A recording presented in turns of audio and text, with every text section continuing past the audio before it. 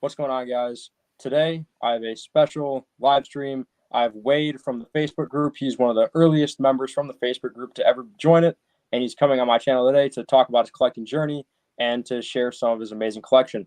So, you can introduce What's up, yourself now. man? Yep. Yeah, I'm Wade. I'm the moderator guy, but really, like Richard was saying, I've been in this group since it was like I found a picture on my phone. I the first time I got Fortnite cards, I started collecting. I was like, God damn, this is super hard to finish. And I was just talking about like the base set. Like I was just trying to get Series One base set. So I started looking around on like YouTube and just everywhere to try to find places to like find other collectors and just find, you know, trades, right? And so that's kind of like the root of what started the whole thing with the Facebook group. I think I found it and maybe there was 25 members, but I think Dan Rohai created it when they was originally Fortnite cards were supposed to come out, I think in March of 2019, and then there was a few delays. So I think it actually came out in, I don't know, you can check me on this, but like June or July. So I was in there in the beginning and just I've loved these cards ever since. So immediately drawn to them, and I think I'm gonna every single year I find a different little avenue to pursue, and I look forward to seeing what my collection will evolve into in 5 more years. Okay, great. And did you collect cards before you started Fortnite?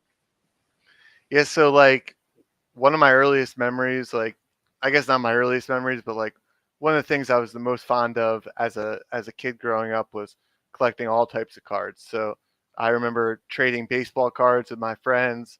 Like we would all carpool to, sports events, and we'd have our binders out there, and we'd be trading cards back and forth, football cards, baseball cards. And then the one when it really got me was the Pokemon cards. So I remember like convincing my mom. I think I was, let's see, this is like one of my childhood cards right here. Um, and this is probably, we'll have this problem like all night. But this is one of my cards for my collection. It's the original Pokemon Jungle Pikachu. Um, and it came out as a PSA 10. So it's kind of crazy. Like this is 1999. I found it when I got back into collecting cards, probably in 2017 or 2018. Just like the nostalgia hit me to get back into cards. So I went home to my parents' house, found my old binders, found all my old Pokemon cards, and at some point I got that one graded, and it's just cool to see something that was, over 20 years old, and it came back a PSA 10. So most of mine came back, PSA 5, 6, whatever, but that one snuck through as a 10. So yeah, I was always this is definitely really fond of cards growing up. It's just like how my brain works. I like trading cards, and I like um, I like collecting them, but I also like trading them, and I kind of like the socializing aspect of it as well. How about you? Were you always a card guy? Yeah, I've always been a card guy my entire life, pretty much since I was 4 or 5, even. I always liked cards, whatever was Pokemon, and pretty much right after that, I went into sports, football mainly, and then Fortnite more recently over the past couple of years. But I want to touch on something you mentioned earlier on when you first joined the Facebook group. You said you were even talking about how rare the base cards were even at the beginning. So when did you kind of transition from thinking the base cards, going after base cards to obviously your collection's quite high end? When did you kind of make that transition? Yeah, well, I think, just being early always helps. So like when my collection being high end, it's like it always helps to be early. So I definitely check that box. But yeah, I have an old Instagram account. It's Maryland Sports Cards. So when I started, I was like, when I got back in the hobby, I was all about football cards. So I didn't even get back into baseball cards or anything like that. I was football cards. I remember listening to like a Gary V podcast, and he started talking about cards again, and like kind of like I got into it basically with Prism PSA 10 base rookie cards. So like all the different quarterbacks, and so I missed the Mahomes year, but I got into it the next year, and so it was like at that point in time, Baker Mayfield was massive, and I couldn't afford Baker Mayfield cards. So what I ended up doing was I picked Lamar Jackson and Josh Allen, and so that one, was a I liked Baker Mayfield too, but couldn't afford him, so I ended up it was it was a super lucky pivot, and I got what I could get, and so I started off with that, and then Fortnite cards hit, and yeah, there was just I was big into esports back then. I still am, but you know, not as much. But something about like those two worlds coming together just really drew me into this release on Fortnite cards. And so I knew like I was expecting him to come out, like I said, in March. So I was ready for him. They got delayed. Finally, when I got a couple boxes off of Amazon, it was the big purple gravity boxes. I remember getting like 2, 3, 4 of Yeah. those a week for the beginning, and I was just going through them, and I was like, oh my god, like I can't complete this set. So like it really it really bothered me that I couldn't. And so I was on Instagram. That's why I said it before I went on a tangent here. Maryland Sports Cards on Instagram. You can kind of see it's a really bare Instagram, but you can see kind of some of the early day stuff that I was doing, and that's where I was like, I was trading hollows for base cards because I didn't care about the hollows. I just wanted to complete, the 1 through 300, and even that, like, I completed it. I announced it on Instagram. I said, "Hey, I'm the second person." I saw some other guy on YouTube did it first, so I was calling myself the second person in the world to ever complete the 1 through 300 set. And now you see him selling for people will sell that thing for like $400 or even cheaper, which is kind of crazy because it takes a lot of blood, sweat, and tears to put together even that base set. And I learned that back in the day, and even like I said, it was flawed because I was buying cards from England, from Germany, from Italy, and so those were all Italy print. But back then, I didn't even know. I had no idea. I just thought I got to get all 300 of them, and so I have them in a binder, and I went through them at one point. And I think 11 of them were Italian prints. So I didn't when I announced that I completed the base set, it was like kind of a mixed bag because 289 were U.S. and 11 um, were Italy. So yeah, I don't know. That's just how my collecting brain works. Is like that's what I wanted to collect. So I was trading, and I think on there I was selling pretty much any hit for like $6 at one point, like right in the beginning. So it was like you would open the fat packs, and you were like pretty much guaranteed to pull an epic or a legendary or a hollow. And so the hollows, I had no room for them. Just trade them into something I needed for my base set. So I was really all about the base set, and I still think like we're a small community right now. So I think if this thing ever gets hot, people are going to be like, they're going to be back to that like base set chase because they're just, we take for granted what we have, I think. But yeah, I didn't answer your question. I Yeah. think years, man. Like at some point, I was like, man, these shards are dumb because like you get 2 in every Target box, and like I could literally go to Target and like get the mega box, right? So like I was leaving mega boxes at Target because I didn't know like that was gonna be $1,000 box. Like it was, I didn't need them. They weren't as helpful of a box um, to complete the base set, which is what I was actually chasing.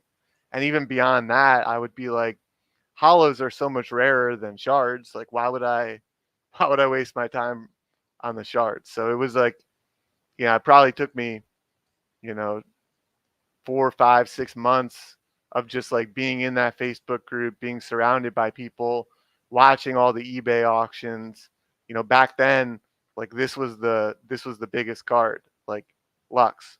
Like this is Yeah. the card that sold for the most amount of money, like in the USA shard. And so I remember it was going for like, 200 bucks, and I was like, damn, that's the chase card. And then at a certain point, you started to see like BK get up there, and then like I think at that point, that's when I realized like shards were probably where the momentum was. Okay. And now you mentioned that some of your original 300 set was Italy. What was it like in the Facebook group when you guys first discovered Italy print cards? I think somebody, it might have been Roja. He noticed that there was a slight difference in the size of the cards, and like I think that was when like we started looking at the back a little bit more, and like someone made the determination that there was even different print runs. So there, I still think to this day, like if you measure the Italy cards versus the U.S. cards, the Italy cards are like slightly shorter. And I remember that was like a big issue with PSA in the beginning. People were trying to get their Italy print graded, and they were just sending them back, and they said it was like altered card because they were just like a little bit smaller. Um, yeah, so it was nobody really knew anything. It was just purely organic, like just figure it out as you go, and you know to some degree I miss that, right? I miss like pure. There's no um, back then you could hold up any card and say like this was the best card, and like you had to, people would probably believe you because I mean there there was no consensus. Like right now, like we have such a, it's a small community, but such like you know we all are kind of saying the same things. We've all kind of agreed to certain rules. Back then, it was truly like the Wild West. So I think that's why like Lux was the biggest card, was because nobody knew, and hey, this is card 300. And yeah, I remember like that's why I started collecting Peely, is because early eBay auctions, like people just liked Peely, so the Peely cards would go for more expensive than a regular Epic, which kind of like said like, oh, this is, maybe there's something to this one, which I knew from like my football cards. Like if there's momentum on something, it means like there's more buyers there. That's probably something to be on.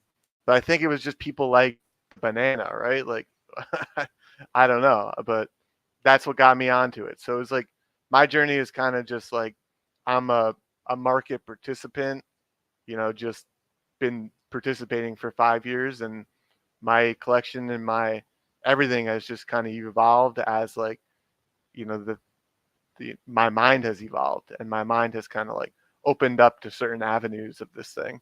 So it's kind of Okay. cool. That's why I love my Fortnite cards, because it's truly like I feel like it's like something I'm building here. Yeah. So you mentioned how you started with the base set. Now, after you completed your base set, what was, you don't have to give an amount or anything, but what was the first kind of big purchase you made that wasn't part of the base set, whether it was a shard or a nice hollow? Like, what was the first decent move you made after completing the base set? Like I said, it was kind of like I noticed Lux was big back then. Like 200 for me, like spending like 250 dollars on a card was like kind of a lot. So I was trying to, I wasn't as like, if I knew what I know now, I would have just been like super aggressive. And I think everybody says that. Everyone that was around back then, you know, feels like they should have done more. But I mean, I guess for me, it was like I noticed Black Knight flipped Lux at one point, so I was going to get myself a Black Knight, and once I got one Black Knight, I needed a second Black Knight. Um, and then from there, like I said, I found myself really liking Peely, so I went on to Peely. That ended up working out well too.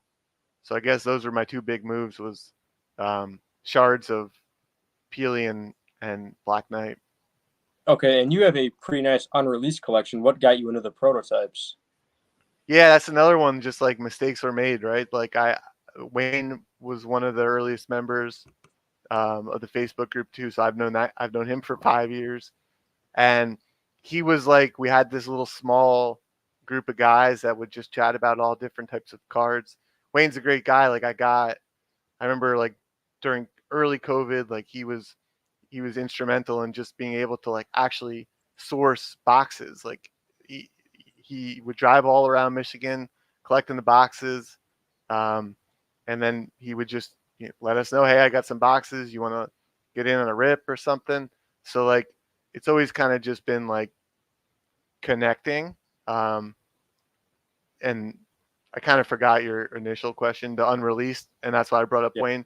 Yeah, so he was offering those cards to us. Like I think once he found them, and I wanted nothing to do with them, just because like it wasn't. like my brain hadn't expanded to that yet, right? They were just like they were kind of a distraction for me. They were distracting me um, away from what I was doing, which was like mostly like U.S. shards at that point. Um, so I wish, early on, right when he got him, I would have paid more attention to him. But um, ultimately, it was like uh, I did get a couple from Wayne, but it was like the Italy stuff that kind of woke me up because I think right around my when my son was being born, he's like 18 months right now, so call it early last year. I watched the Taking High Ground with Thomas, and Dan was talking about all these things, and so um, I just started to see things that I didn't remember seeing originally, like when I was talking about it with Wayne. So like I saw like some of these cards they blew my mind. Like I guess maybe I'm not sure if Wayne didn't have them or I just missed them, but like ones that come to mind were like Steel Sight. Like once I saw her, I was like, holy crap! Like I gotta get that card. Like like so I guess that like seeing something that and being receptive to it, like and then once I got in that rabbit hole, like I just kept going, and I realized like at a certain point, like yeah, like there was a lot more question marks about Italy, and there still are. Like it's kind of weird, like the whole prototype thing with the Italy's, but like there's still, if you add them all up, like all the U.S. ones and all the Italy ones, and like even if you like you kind of like fudge the numbers high because you think these things are like more and more are gonna show up, the numbers are still like preposterously low.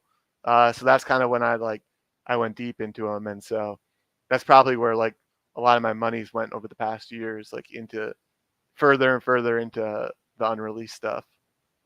But I Okay, and still, your don't get wife, me wrong, like I'm still chasing a lot of, still 5 years later, there's Series 1 US shards that I'm still trying to get. of course, and you're also really big into the weapon cards, right? Yeah, so I have, yeah, and this is funny, right? Like I just told you like kind of some things about my collection, and like you came up with that image of the three cards, and then like those were three cards I already had on my desk right here that I was going to show you. So it was kind of like perfect. You were just reading my mind. But yeah, like what my collection has evolved into, like weapons are a huge part of it because I think they're just underloved, I guess, underappreciated, and to me, like they're some of the coolest and most unique cards across like all the different series. So um, I wasn't always like big into the weapons. Like I made one YouTube video of me opening cards back in 2019, and on that video, like I was opening 3 or 4 US mega boxes, and I pulled a pump, and I was just like, this is terrible. Like I busted that box because I didn't know, right? Like I didn't know it was just some weapon. So that fast forward 5 years, like that's one of the shards I still need to complete my weapon set. So, you just Fortnite is always for me. It's always been about like learning and adapting, and but yeah, I'm like fascinated with the weapons specifically. Like, um, I think once I got into the prototypes, that made me chase the weapon shards as well. So like at this point, I've completed my um, prototype weapon set. It's all Italy. Um, but I'm also trying to pair that with a an entire set of these U.S. shard weapons too. And Oh, for this set, I'm going for all PSA 10s. So um, I have all of the weapons in PSA 10 outside U.S. shards outside of two right now. wow, So I need the pump and the assault rifle. But like I think what did it for me is like just like it's hard to see, but I'll do my best to kind of show everybody. It's some of these weapons are like when you look at the prototype weapons, it's like a kind of a game of somebody said it was like that back in the day they had that sorry, I got like piles of cards everywhere.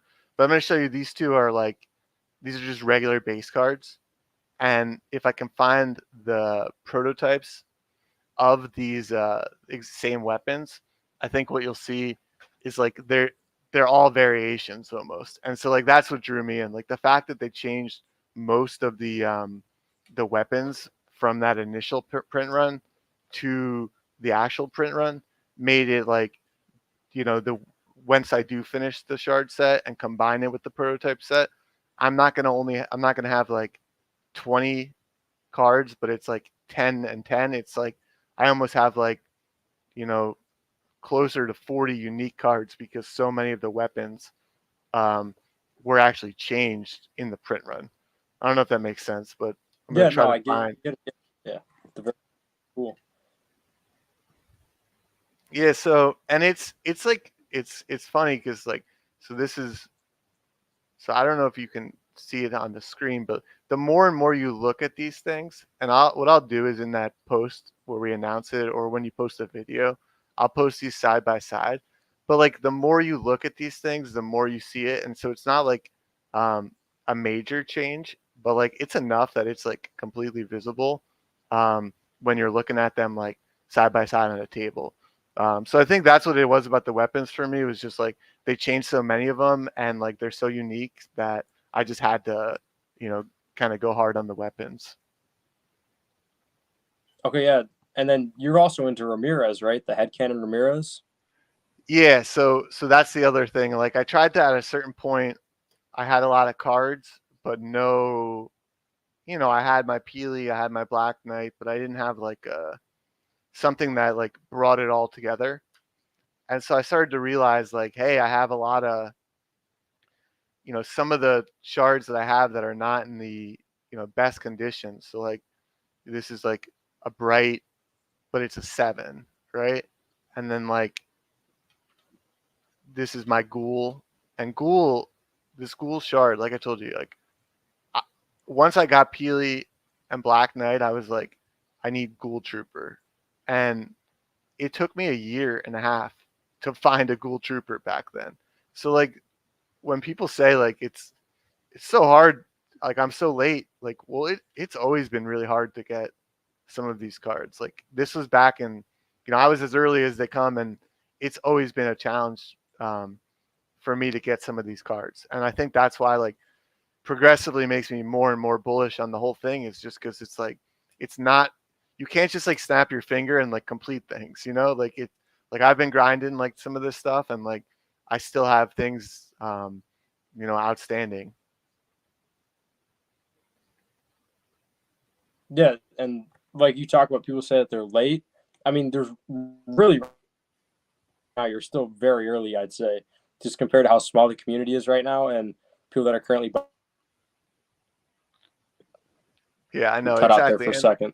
But I no, think it's all good. And I think to answer your question, right, like because I had, you know, a Ghoul Trooper and it was an 8, because I had a Bright Bomber and it was a 7, right? Like I wouldn't normally have been back then like excited about those low grades, but it then I started to put together, hey, this is the same, right? This is all Ramirez. Like, you know, Ramirez is some of these amazing skins that I like. And so it started to kind of register to me, here was something else I could chase. And like all of mine, like that's where I had the most fun, is just like building and like chasing a particular goal.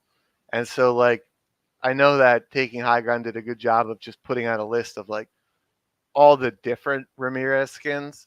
Um, but like that's what I was doing like, a year and a half ago, like a year ago. It's like I realized, like I put together my own checklist. I realized I think I have some that they don't have. I haven't checked if they have ones that I don't have, but it wouldn't surprise me because like to complete the Ramirez collection, like it's like 30 to 40 different shards, and at least half of those are just in series 1 alone. So like I knew that there was no way I was ever going to get that collection all in PSA 10, and because I had the head start in like PSA 7s and PSA 8s of these like expensive cards, I just went all in on like I don't care what the grade is.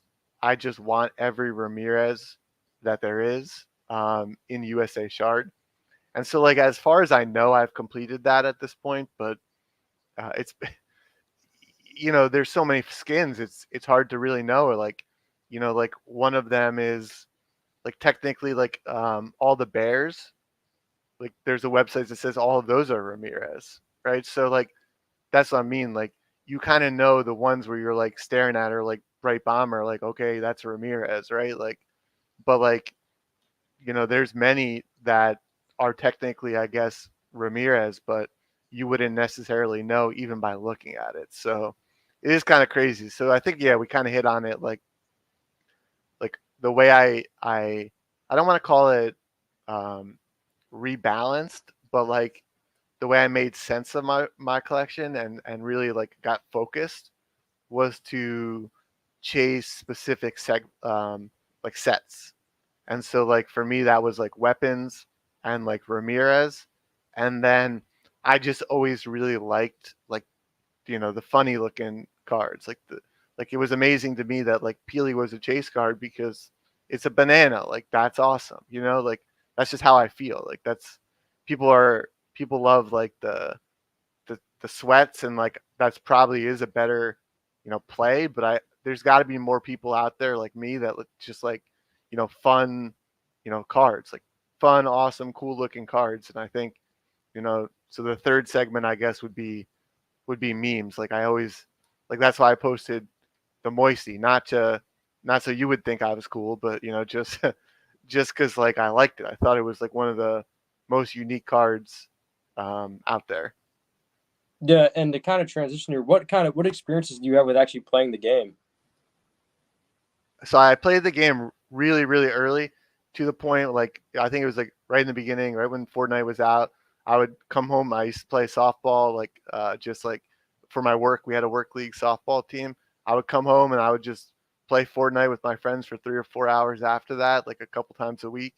And I didn't even build. One of my friends was in charge of building, and like I would just run around and have a good time. And um, so I was playing it really, really early on.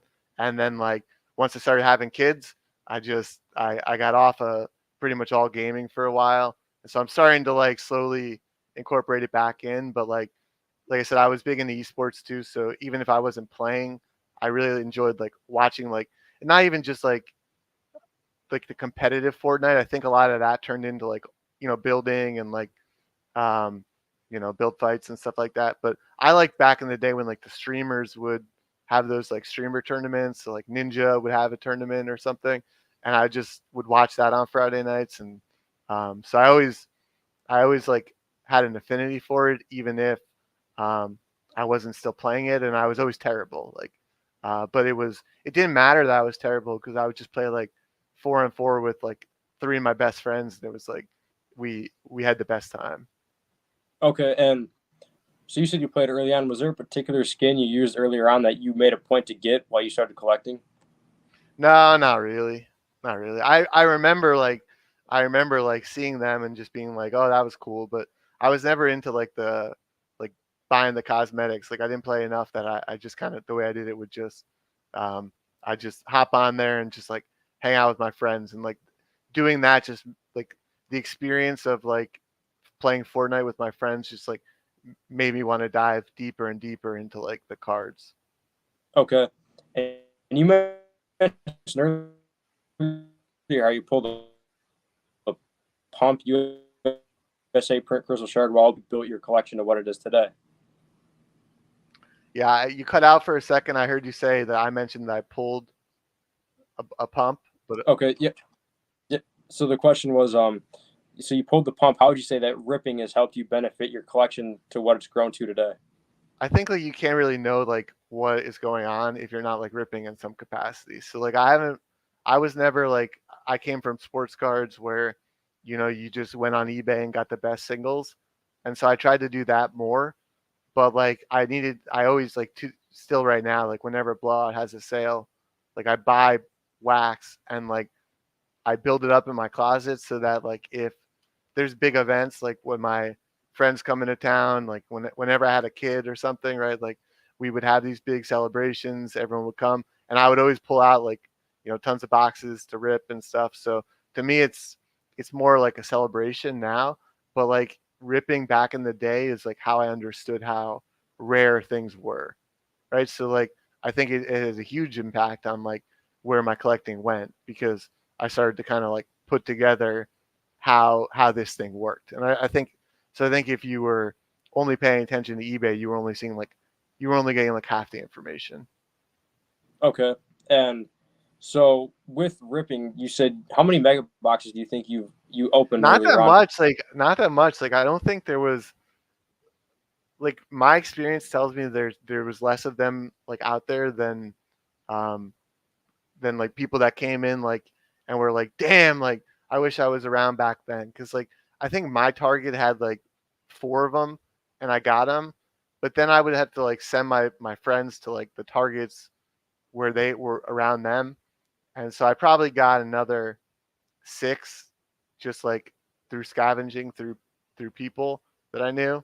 So maybe I got like 10 organically, and then like I was me and Dan Roja from the Facebook group. We've always been like super tight, like super connected with our collecting. So like he was good at like finding when websites would be selling them, and so maybe we got like another five that way.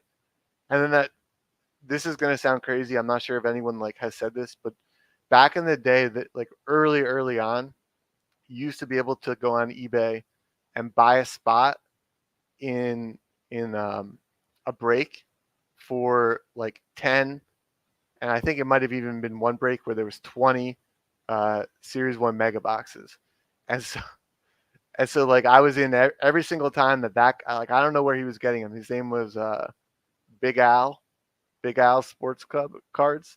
So he would just, I guess, drive around to Targets or Walmarts or whatever, and he was, yeah, he got like he probably had three breaks, so maybe like 50 total boxes I had access to. Um, and I was always buying spots. So I was even back then I wasn't buying the BK spot. I was buying the Lux spot because like this is how early it was. I thought Lux was like the one to get. And so there's a guy in the Facebook group. Um, he is really OG, so he's not like all around now, but I'll shout him out. His name's Michael Federley. So some people may recognize that name. So he pulled a Black Knight shard in one of these breaks, and I think he paid like $30 for the spot for the break spot, and he got a BK US shard. Yeah, it's crazy. Yeah, I'd So like never. ripping maybe 50, like access to like 50 boxes, which was I know that'd be $50,000 now. So I'm definitely fortunate, but like it wasn't like I was sitting like I think Wayne had the most. Like I think he had like a couple. He had like almost like 200. So I remember like we were like a bunch of the other people that were in there at the time were like, yo, that this guy's crazy. Like he's got a ton. But yeah, I mean he was the smartest one around, right? Like he got it early and he just went all in on him. Yeah, and how would you say grading has impacted the growth of your collection? It's huge. I mean, like I have the um, I don't even know if you know this, but like basically everyone talks about um, the Black Knight and the top sale and all the history of the sales for that. But like I'm the one that actually sold the $55,000 Black Knight. So like Oh, yeah, so like the fact of the matter is your question was about grading. Like because I knew sports cards, I was like, okay, here these are my best Fortnite cards. Like, let's get them graded. So like I was one of the first people to have these things in my hands, um, and like I capitalized on that. So like I wanted to hold it, but I had another one. So it was basically the story went 2021. Everything was crazy, right? Like we've been locked in our houses for 9-10 months at that point because of COVID. Bunch of people got stimulus checks. Um, and then I saw on blowout forums that Steve Aoki bought, a BK PSA 10, and so the deal was rumored to be, I think it was, $30,000 like original Pokemon sealed box plus 20K. So like you add those together, 50K. And so at that point, like one of my buddies, he like makes videos, and so he made this like video like I heard about Aoki, and he put it on YouTube, and like a bunch of people started reaching out to me about it, and so there was definitely always strong demand for that Black Knight card and for some of these Fortnite cards.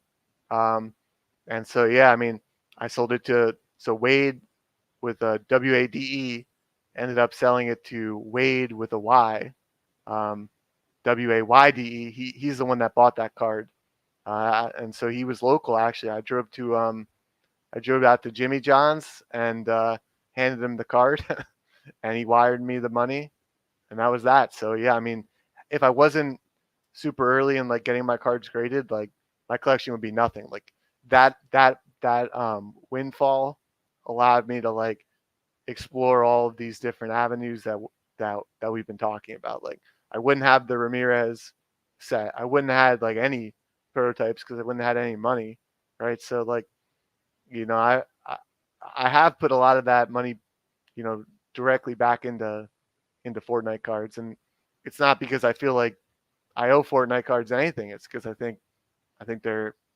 amazing, right? Like I love them, and I think they're so rare that um, we don't even need. Everyone always talks about like we need all the people that play Fortnite to collect these cards, and then we'll all be rich. But like I don't even think so, right? Like the amount of trouble I have getting the cards that I want, and I have the money to pay for, um, tells me that like as long as we keep building this community, like all of us are going to be just fine. Okay, and do you have any other chases outside of Series One or collecting goals outside of Series One? Um, I don't know that it was like the Ramirez one, like necessarily wasn't just series one, right? Like it just kind of, um, Ramirez is in every season. Yeah. Um, but I completed that one. So like, I guess like the outstanding stuff is mostly isolated to series one. And I think it's just because like I was able to get, the series two and series three cards that I needed to complete some of my, alternative goals. The Okay. prototypes are a different world. Like, they're I would like to have all of those prototypes, but that's never going to happen. So, that's not really like a set I'm pursuing. I just kind of try to like um, pick up, a couple special ones that will kind of like surround the rest of my like collection. So I can show you like one of my favorite prototypes if you want to see it. Yeah, of course. All right, so like some people probably know this exists, but like they probably haven't seen it. So like this this is just let's see if we can do this. This is the regular cuddle team leader. Okay. So and this is the prototype cuddle team leader. And Wow. so it's the only so if you look at right where my finger is, there's a backpack. You see? Oh wow. So it's Yeah. such a subtle variation, which I think is cool. Like some of them like look completely different, but this one like with the backpack, it's just you see the backpack. Yeah. That's so cool. I've never even seen that before. No backpack. Yeah, so like this is an Italian one. I honestly I have a lot of Italian prototypes just because they're easier to get. No offense to Wayne. I mean, he's doing exactly what he should be doing, right? He has the cards and he's not gonna just give them away, which that's just smart.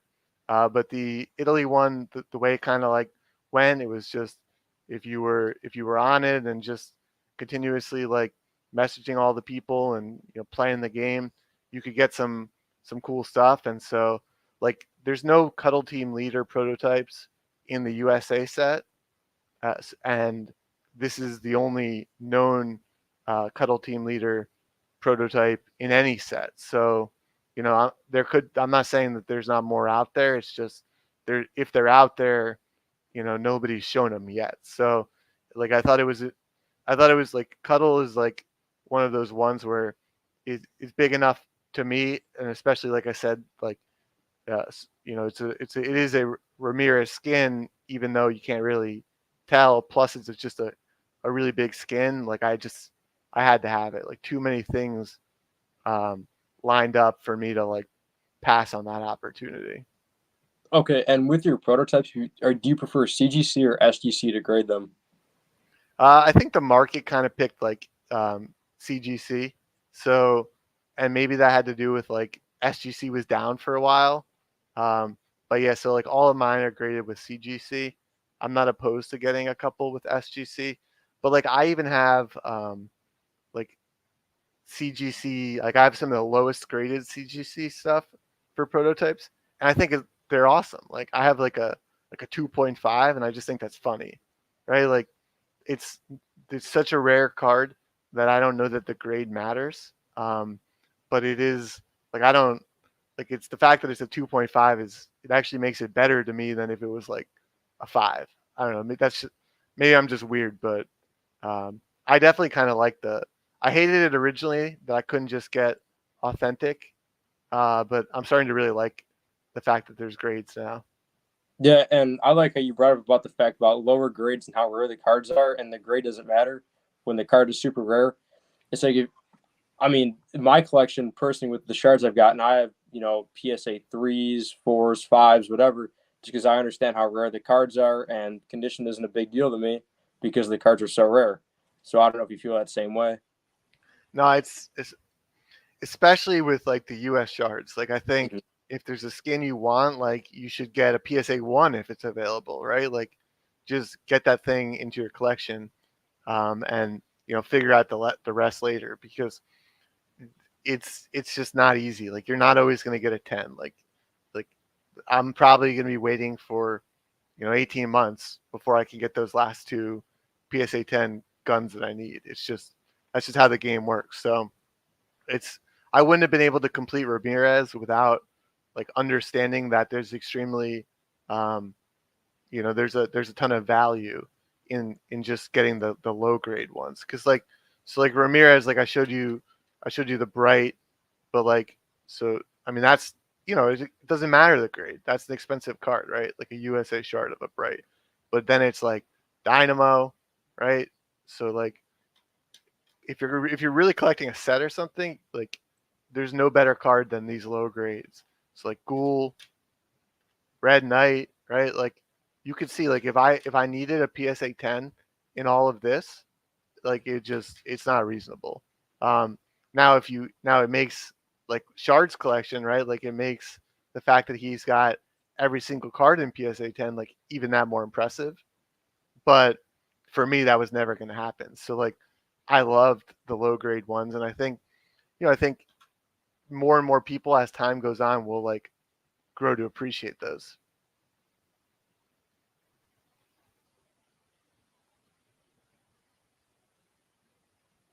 Yeah, of course. The thing I was kind of compare it to is you said you came from sports as the '90s PMGs.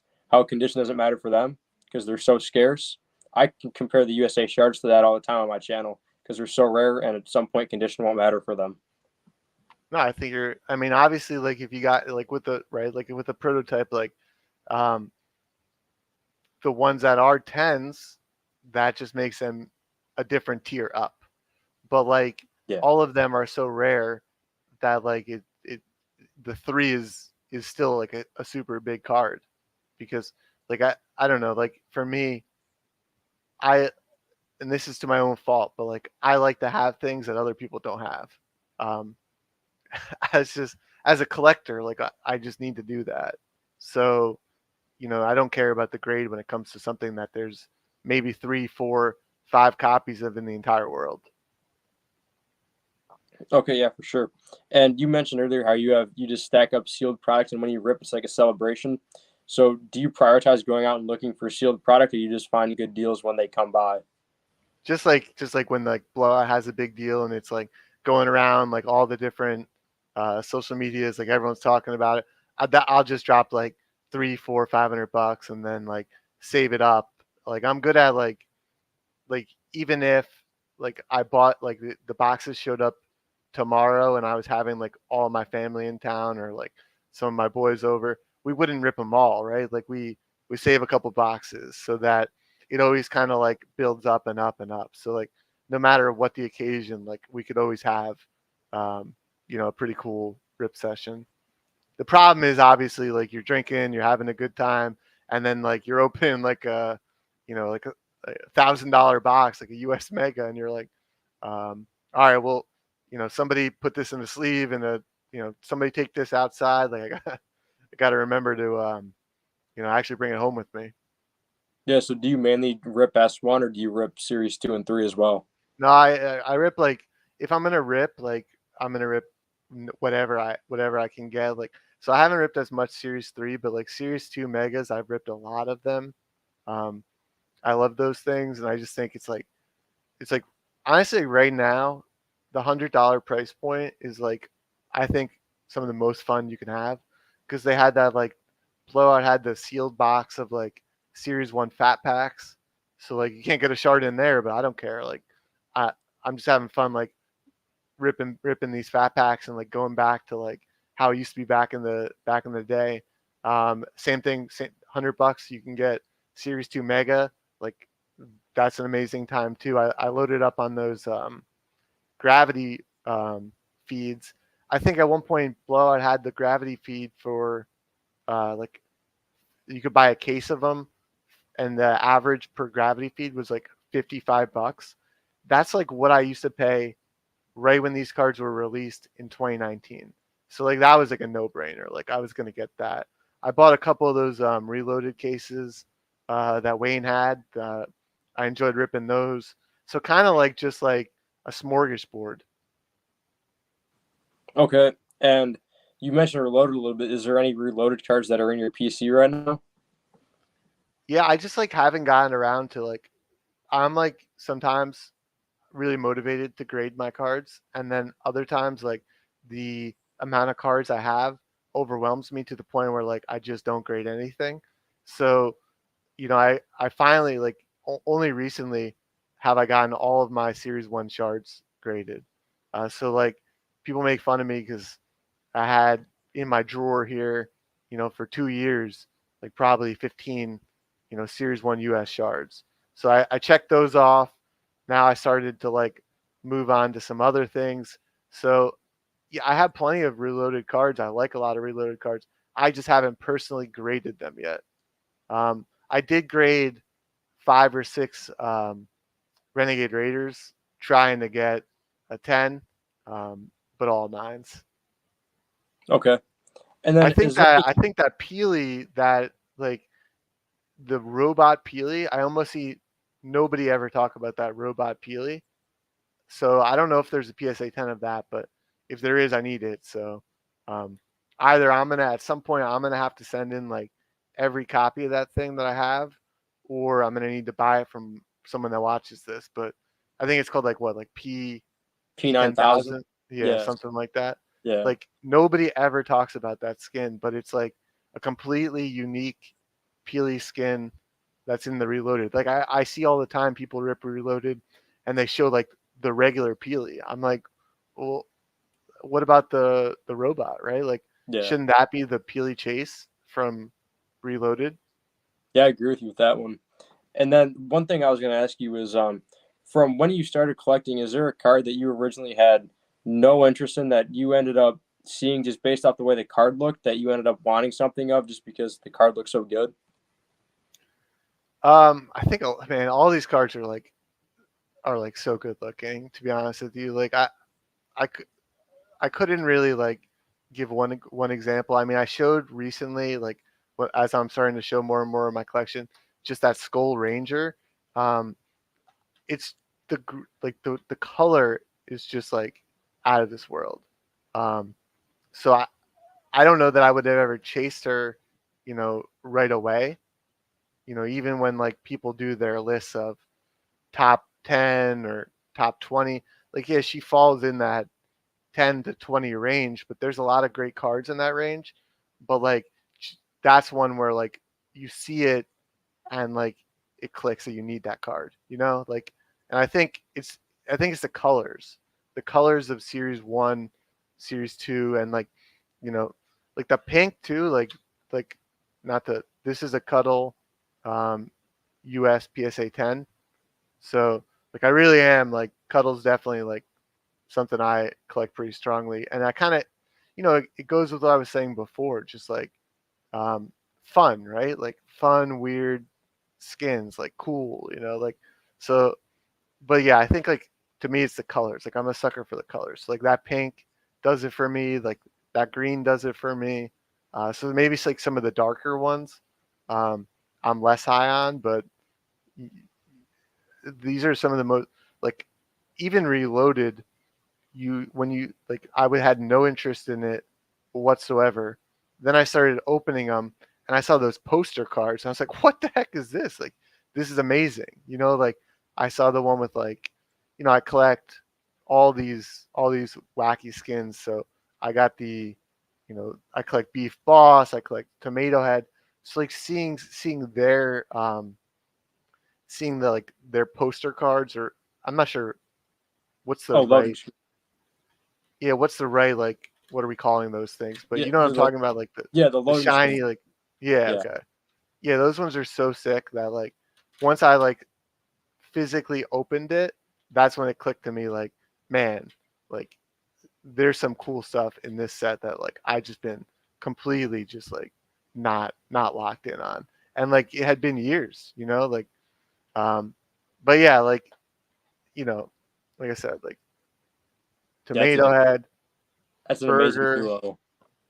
right. And like I think sometimes like people, I see it, and I'm not gonna like, everyone's entitled to their opinion, but like to me, unique is like one of the coolest things I could have in my collection. So like I think Taking High Ground did like an entire like conversation on like don't collect the Tender Defender, or like don't go all in on that. And I'm not gonna like give these guys crap, like they do an amazing work. But like for me, this is like a chicken, right? Like this is awesome. So like I get it. It's not like sweaty skin, but like I like Fortnite is fun to me. So I'm just gonna keep collecting like the cards that I think are like, you know, really fun and cool and like represent my personality. So like it was important for me to have like a Guaco 10. Um, Okay. and so it's not all it looks like a lot of food, but like to me it's more, that's why I kind of like the meme, right? Like it's just like things that are cool, um, things that are weird, like Crack Shot, like I think he's sick. Um, Yeah, could be to go back to the anything, lower man. spec, like I have a crack shot USA shard PSA 5, which I think is pretty cool. Yeah, I mean, Crackshot's one of those ones I never chased it, and I pulled it. Um, we were just opening like uh, a shard pack. Like at one point in time, Dave and Adams was selling just the shard pack. So like, forget the mega. You don't need the packs. Just get the goods. Um, and that's one that's like, straight shot, no chaser, right? Like you just you just clip and open 900, $1,000, like and you're pulling two cards out, and that's that. But when I pulled out Crackshot, I was like, damn, like this is a sick card. Like I almost went like the way, like my buddy, he's great because he was like, yeah, I think we're gonna need to slow down on that one, because like the way my brain works is like, okay, well Giovanni has a prototype of the crack shot. So now I need to go and get that to pair it with that. And he was like, ease up on that. So I think like if it was up to me, like I'd probably have like all of my money in these cards. And I'm lucky to be surrounded by a lot of people that tell me that I have an amazing collection as it is. And, you can still do things. And I think that's once again, like you were saying, your crack shot 5, like you don't need a 10 in everything. You don't need a prototype in everything, but like you'll find the cards that you like, and then those low grades will like unlock the ability to like put them into your collection. So like I don't even know what grade this Hey Man is, but like I needed him, right? Like because he fits the bill. Like he's just like a cool guy. So Yeah, yeah. Heyman's another personal favorite of mine. Actually, I have him in a PSA 9. yeah, I mean, what is? I know you're like your avatar is Moisty. Is that like your number one? That's your like Yeah, favorite card there is? yeah. He's my favorite card. I have his shard, and actually only in a PSA 7, but still I have the shard. That's, I mean, how did that become your skin? I started wearing him in game when he was released back in May of 2018. I bought him. It was like $20 worth of V Bucks. for the skin. Bought them. I pretty much wore them every day I played since then. There you go. See, that's the way it's done. I mean, I used to always when we would drop, we'd always drop in moisty is what we called it. So I think it was just like moisty like brought that nostalgia back for me. Yeah, that PSA 10 you posted was a beautiful card. And seeing you say you kind of wanted to reveal more of your collection is what made me reach out to you and want you to get on here. No, I appreciate it. I think it's good because like I could post one picture a week for like the next 10 years and it wouldn't really do as well as like our conversation where like people are going to be able to understand like the avenues that I play in, right? Like Ramirez, like I'm always going to be, if there's a cool thing about Ramirez, I'm going to be interested. If there's going to be some of these like meme type skins, I'm going to be there. And then like weapons is a huge one. Like I could, I think weapons are just, they spend a really long time being underappreciated, but I think right now they're having a bit of a moment. Like it's not just me going around talking about weapons. Like a lot of people like the weapons now, and I think it's well deserved. How do you feel about the glider cards? Yeah, I have. See, if I played the game more, I would probably have more of an appreciation for the gliders. But to me, they're like I haven't gotten there yet. So I have a dark glyph in PSA 10, and like I, to me, that was like, oh, I wish they would have given me a PSA 10, on the card before it instead of this one. But then I've had like 4 or 5 people that I talked to just with cards. They're like, oh, sick, you got like a dark glyph. So I just it doesn't do it for me. But I recognize that's like what's cool about this is like everybody's going to put their personal spin on this, which is why you know all of these cards should have value at some point because what I like is not what you like, which is not what our viewers like. Yeah, of course. Me personally, I'm pretty big on the glider cards. I have the other one, the Snow Squall. I have that one in a PSA 9. What's the it's just you just like how it looks or you like what it represents? I don't know. I just like how it looks. I like how you can see a lot more of the shard on it. And the gliders are pretty unique. There's only 2 of them in the whole set. That's true. That's true. Yeah, they are, and that's why I like in my weapon set, I'm collecting like I have the med kit already because I think that one is just super unique. Yeah. Like it's not, there's nothing else like it. hmm And then you mentioned earlier you like Cuddle Team Leader. Do you go after the other 3 bears? Do you have those as well? No, I have them, but I have them in like not. I don't have the prototypes. I don't have the PSA 10 shards. I have every Ramirez. So I considered them all. I found a list and they said those were all Ramirez cards, so I needed to have them all. So I have them all, but I have them in like PSA 7, PSA 8, which is fine. Like, like that's how my Ramirez collection was built. Was grade doesn't matter.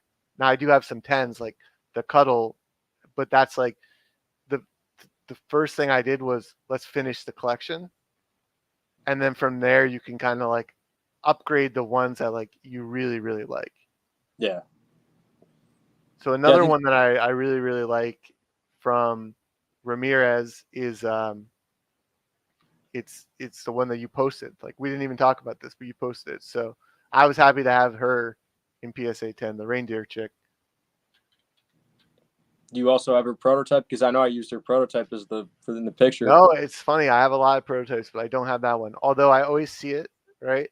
And I'm like, I purposely, it seems reasonably priced every time someone tries to sell it. They're like, here's a, red nose for 300. Here's a red nose for 400. And so I could justify that.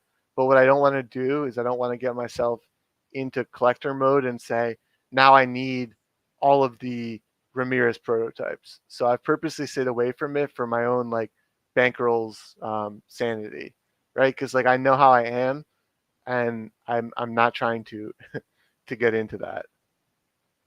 Yeah, I think There's a lot, man. Like there's a lot of like prototypes can be a very expensive hobby. yeah, I currently only have one prototype, and it's just one of the screenshots. It's USA print, CGC 8.5. It's nothing crazy. I just wanted to have one prototype for the collection, but I've never really gotten into them.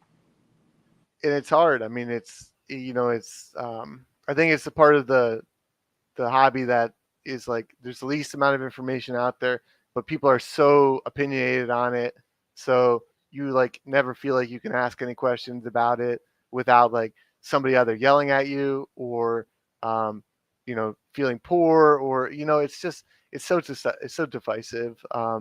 And that we see it in the group all the time. Like that's we haven't even really talked about that during this conversation. It's more about me, but like a lot of the time I just spend like in the back, right? Like just kind of like making sure the community is running smoothly, the Facebook group is running smoothly, like everybody's playing nice and like is so it will say we have 3,100 people. Um, everybody kind of knows there's not 3,100 people in there and commenting and but the analytics that I have tell me that like at least once every 2 months, once every 60 days, about 2,000 people are seeing or interacting with the group. So, I think that's not the normal, right? Like the normal post, like if you post, like the one you posted about hey, I'm joining you on your podcast, or we got about 300 people saw that post. Okay. Um, so then that's about normal. Like pretty much any post in the Facebook group will get about 300 people that see that post within the first few hours. And then from there, if it's a really good post, um, you can go to about like the highest I've ever seen. And they only started these analytics recently, but the highest I've ever seen in the past couple months was like it reached like 1,100 people. Um, so like but I think like there's 300. I can confirm like at least on my end, like there's 300 people that really really care about this stuff, like to the point where they're involved like daily, and then there's probably another 5 or 6 times that in some capacity are seeing content related to the hobby. So I think the hobby's in a great place, and I think you know all of this like what you're doing now.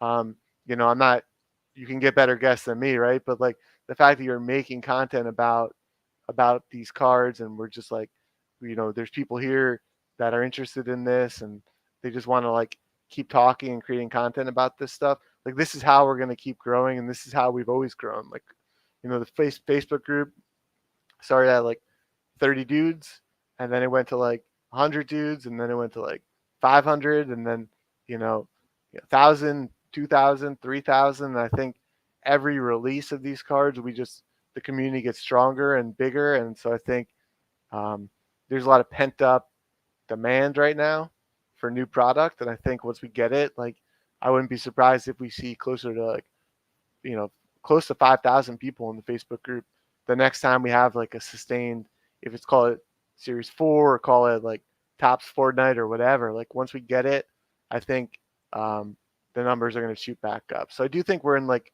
a lull right now, but I think the community like has never been stronger. Like it feels like the people, like I guess I'm like living proof. Like I'm still like hungry and still collecting, and like I could have easily sold one card and like rode off into the sunset. And I didn't do that, and I don't want to do that. Like I want to keep collecting these cards. Okay. And unless there's anything else you want to add, I think that's a great note to end it on. No, no, I appreciate everybody that stopped in. I appreciate everyone that posts in the Facebook group, and I appreciate everybody in this entire industry. So, um, thanks, Richard, for having me, Hey, thank giving you me for a coming platform on. to talk. Yeah. And thank you for coming on. I'm sure we're going to stay in touch through messages. And everybody that watched, thank you for watching. And I'll see you guys in my next video.